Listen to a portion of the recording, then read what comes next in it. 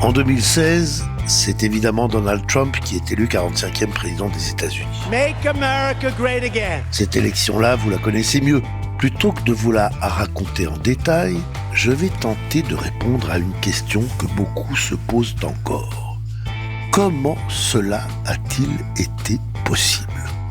Je suis Olivier Duhamel et vous écoutez le dernier épisode de Mr. President, le nouveau podcast d'Europe 1 Studio sur l'extraordinaire histoire des élections présidentielles américaines. Comment un candidat peut-il être élu avec 46% des voix contre 48% à son adversaire ? Près de 3 millions de moins. Cela, nous le savons, parce que le vote est à 2 degrés et qu'en perdant de beaucoup dans des grands États, tels la Californie ou New York, mais en gagnant souvent de très peu dans nombre d'autres, tels l'Iowa, l'Ohio ou le Wisconsin, Trump a obtenu plus de grands électeurs. Soit. Mais la question demeure, comment est-ce possible ? Gérard Haraud, qui en 2016 était ambassadeur de France à Washington, a posé par la suite les bonnes questions dans le numéro de la revue Pouvoir consacré à Trump et sorti en janvier 2020. Comment un candidat donné battu par quasiment tous peut-il gagner quand même ? Comment un homme d'affaires héritier ayant fait 6 fois faillite peut-il être choisi ? Comment un entrepreneur qui s'est transformé en animateur de télé-réalité, pour ne pas dire en clown de show télévisé, peut-il être choisi ? Comment un débatteur, ignorant la plupart des dossiers et accumulant les contre-vérités, peut-il s'en sortir ? Comment un mari, multipliant les adultères, un homme insultant les femmes, peut-il être élu ? Comment, dans un pays aussi nombreuses minorités, un blanc traitant les Mexicains de violeurs peut-il l'emporter ? Bref, comment l'impossible a-t-il été possible ? La première raison est ce que j'appelle le vote contre. Parfois, dans une élection présidentielle, on ne choisit pas la personne que l'on préfère, mais celle que l'on rejette le moins. Et Hillary Clinton était plus rejetée que Trump. Parce qu'elle incarnait le passé, le vieux système, dans le paysage depuis un quart de siècle. Parce qu'elle était la quintessence de l'élite, des élites. L'élite politique, femme de président, sénatrice de New York, puis secrétaire d'État, c'est-à-dire ministre des Affaires étrangères d'Obama. L'élite économique, parce que elle et son mari sont devenus multimillionnaires par l'élite culturelle, celle des démocrates de la côte Est et de Hollywood sur la côte Ouest. Nous, Européens, nous, Français, pensons que les anti-Trump étaient forcément plus nombreux que les anti-Clinton. C'est tout le contraire. Trump, l'anti-Clinton, c'est l'argument massue pour remporter l'adhésion des délégués, même de ceux qui n'avaient pas soutenu le milliardaire au départ, comme Ted, venu du Michigan. Oui, il va y avoir des débats, mais à la fin, nous sommes tous unis pour dire que nous ne voulons pas d'Hillary Clinton comme prochaine présidente. Avec tout ce qu'elle a fait, tout ce dont elle est accusée, elle ne peut pas être présidente. Alors nous allons faire ce qu'il faut. On doit vraiment l'en empêcher, même avec Donald Trump. Dans les rues de Cleveland, il se vend d'ailleurs autant de t-shirts à la gloire de Donald Trump que de badges anti-Hillary Clinton, souvent de très mauvais goût. Xavier Yvon, Europe 1. Nul ne sait ce qu'aurait donné la présidentielle de 2016 si le populaire Joe Biden n'avait renoncé à se présenter en octobre 2015, ou si le socialiste Bernie Sanders, lancé dans la course dès avril, avait été choisi. Deuxième raison, en remontant plus avant dans le temps, l'incapacité de l'establishment républicain à contrer Trump. Il y a 2 façons d'interpréter ce fait, et les 2 ne s'excluent pas. D'une part, l'establishment du Parti républicain, très hostile à Trump, a longtemps pensé que Trump ne gagnerait jamais l'investiture. Trump n'était pas du monde politique, de leur monde. Sa fortune était quelque peu douteuse, sa notoriété quelque peu vulgaire. Il ne pouvait gagner les primaires, pensaient les classiques de la politique et de la politologie.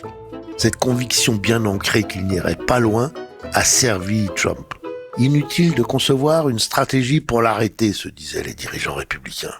Mais, justement, il aurait fallu le faire plus tôt. Et puis, les électeurs n'obéissent plus à leur leader. Trump était donc l'homme que personne n'a vu venir. La campagne présidentielle pour 2016 a commencé dès le lendemain de la réélection d'Obama en 2012. Vous vous rendez compte, 4 ans avant la présidentielle dont je vous parle, le 8 novembre 2012, le New York Magazine affirme que la campagne pour dans 4 ans commence. Et le site Politico annonce que les candidats seront Jeb Bush, fils de son père H.W. Bush et petit frère de son frère George W. Bush, Jeb Bush donc, gouverneur de Floride pour les républicains, et Hillary Clinton pour les démocrates. Au début de la première campagne, celle pour l'investiture républicaine, 15 candidats sont en lice, 15. Trump arrive second dans l'Iowa et premier dans le New Hampshire. La plupart des candidats tombent. Jeb Bush renonce après son échec en Caroline du Sud. Ils ne sont plus que 3 après le Super Tuesday le 1er mars. Trump, Ted Cruz, sénateur du Texas, et John Kasich, gouverneur de l'Ohio. Si les 2 derniers s'entendaient, Kasich et Cruz, Trump serait encore battable. Mais ils ne le font pas. Et un second Super Tuesday, le 15 mars, leur est fatal. Plus rien ne peut arrêter Trump pour l'investiture. Les politiciens républicains se sont donc aveuglés. Ils n'ont pas vu que la base leur échappait. Ils n'ont pas compris que Trump, par ses excentricités, disposait d'un atout considérable, à savoir une exceptionnelle couverture médiatique, positive ou négative, qu'importe. Une étude de la revue American Politics Research de novembre 2018 a calculé que la couverture média gratuite dont a bénéficié Trump dans la campagne des primaires équivalait à une dépense de 2 milliards de dollars. Et Trump investit, cela va continuer. 3e raison rendant possible l'impossible élection, la mauvaise campagne d'Hillary Clinton. Mauvaise parce qu'elle n'a pas saisi que le moment était populiste. Mauvaise parce qu'elle a pensé que le soutien de 75% de la presse, seulement 5% pour Trump, était un atout en un temps où les médias étaient décriés. Mauvaise parce qu'elle a débité son programme pendant que Trump la débinait.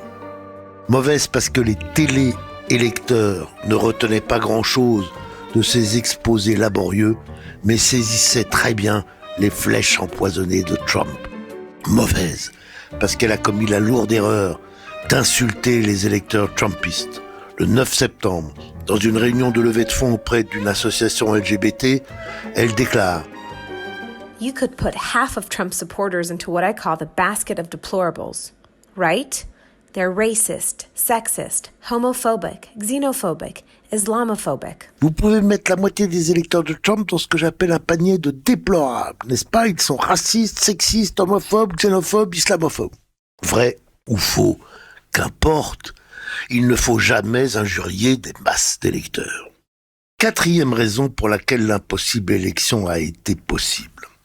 Des États décisifs travaillés par Trump, négligés par Clinton.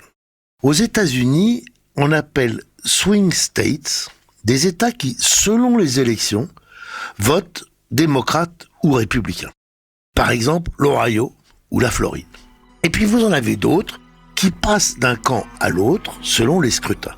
Ce sont donc ces derniers qui sont décisifs. Mais problème, la liste n'est pas immuable. Un État assez longtemps fidèle à un camp peut basculer dans l'autre. Et cela, Hillary Clinton l'a oublié. Elle a négligé les États décisifs en pensant qu'ils lui étaient acquis. Trump a gagné grâce au Wisconsin, démocrate depuis 1984, avec 0,8% d'avance. Hillary Clinton avait oublié que si les centres urbains votent démocrate, les banlieues votent républicain. Et les banlieues se sont développées. Trump a gagné grâce à la Pennsylvanie, très à gauche dans les villes, très à droite dans les campagnes. Trump a gagné grâce au Michigan, négligé par Hillary, puisque cet État n'avait pas voté républicain depuis 1988. Le temps des électeurs acquis dans des États garantis est souvent passé. Ces 4 raisons suffisent à expliquer la défaite d'Hillary Clinton, donc la victoire de Donald Trump. D'autres sont souvent invoqués qui tiennent plutôt lieu de prétexte. L'ingérence russe établie. 30 000 comptes russes ou pro-russes ont publié près d'1,5 million de messages sur Twitter. Des emails du Parti démocrate et du directeur de campagne de Clinton ont été piratés. Des fausses nouvelles massivement répandues. Autre explication, en guise d'excuse, le FBI se serait abusivement immiscé dans la campagne. 11 jours avant l'élection, James Comey, directeur du FBI, a annoncé rouvrir le dossier dit des courriels d'Hillary Clinton. Des messages qu'elle n'aurait pas dû avoir ou conserver sur son mail personnel. Certes, il annonce que l'enquête n'a pas à être prolongée quelques jours après, mais le mal n'était-il pas fait? Bon, ces éléments ont pu jouer, ces méthodes très contestables, mais rien de tout cela ne doit masquer l'essentiel.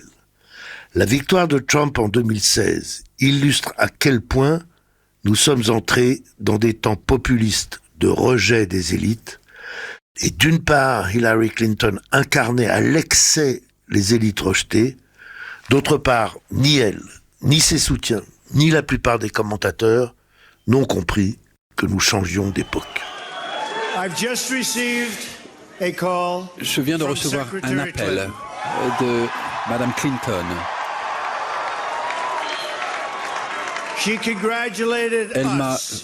Elle nous a félicités, nous, pour notre victoire. Et je l'ai félicité et sa famille pour une campagne où elle s'est battue très vaillamment. Quelle leçon tirer de cette incroyable élection? Leçon numéro 25. Des manipulations venues de l'étranger peuvent intervenir dans la campagne et éventuellement peser sur l'élection. Hillary Clinton en fut pour part victime avec les interventions russes de 2016. Aucune raison que la France soit épargnée à l'avenir.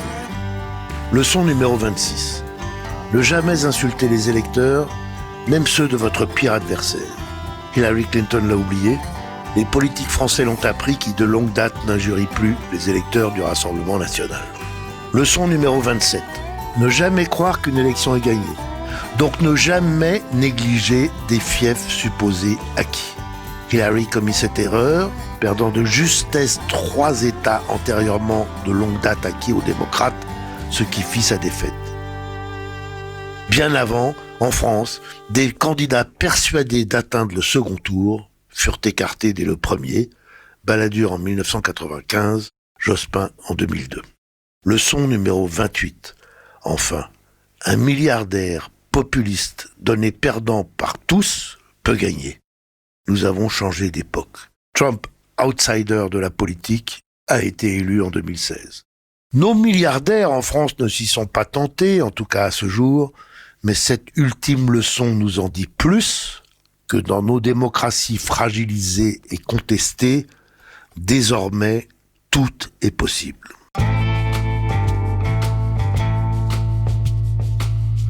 Vous venez d'écouter le 12e et dernier épisode, en attendant la suite de l'histoire, de Mr. President. Ce podcast Europe 1 Studio a été réalisé grâce au concours de l'Institut Montaigne, que je remercie très vivement. Et merci aussi, bien entendu, à l'équipe à mes côtés sur ce projet, Capucine Patouillet pour la préparation, Mathieu Blaise à l'enregistrement, Christophe Davio à la réalisation, Fanny Rascle à la production, Clémence Olivier pour la diffusion et tout le service documentation de Sylvaine Denis qui a rassemblé les archives d'Europe 1 que vous avez pu entendre.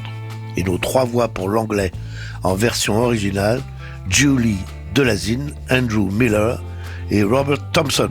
Thank you guys. Si vous avez raté un épisode ou si vous avez envie de réécouter certains d'entre eux, voire toutes, les informations sont sur europe1.fr et sur vos plateformes d'écoute préférées. See you soon. Bye.